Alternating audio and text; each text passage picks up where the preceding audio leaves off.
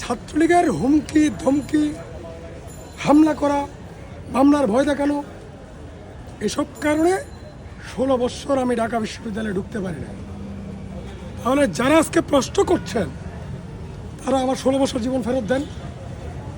আমার ক্যারিয়ার যে ধ্বংস হয়েছে, আমি যে পরীক্ষা দিতে পারি নাই, সার্টিফিকেট নিতে পারি নাই, বিসিএস পরীক্ষা দিতে পারি নাই, কোনো পরীক্ষা দিতে পারি নাই, জীবনটা তামা তামা হয়ে গেছে, সেই প্রশ্ন তুলে না ছাত্রলীগ আমার ক্যারিয়ার জীবন ফেরত দিবে, শিক্ষা জীবন ফেরত দিবে, না জনগণের মধ্যে কেউ আমার শিক্ষা জীবন ফেরত দিবে, সেটা আমি পাল্টা প্রশ্ন করি।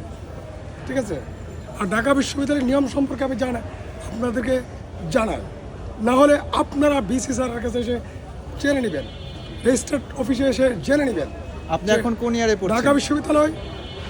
ঢাকা বিশ্ববিদ্যালয়ে যারা ছাত্র রাজনীতির প্রতিহিংসার শিকার, সন্ত্রাসের শিকার, রাজনৈতিক পট পরিবর্তনের পরে তাদেরকে ছাত্র হিসেবে পুনর্ভর্তি করা হয়। এটা ঢাকা বিশ্ববিদ্যালয়ের নিয়ম। আমি ঢাকা বিশ্ববিদ্যালয়ের নিয়ম মেনে ভর্তি হয়েছি। আমার মতো অনেকেই ভর্তি হয়েছে, অনেকেই প্রার্থী হয়েছে। ঠিক আছে? চুল পেকে গেছে তো এই জন্য আলোচনাটা বেশি, অনেকের চুল পাকে নাই এই জন্য আলোচনাটা কম।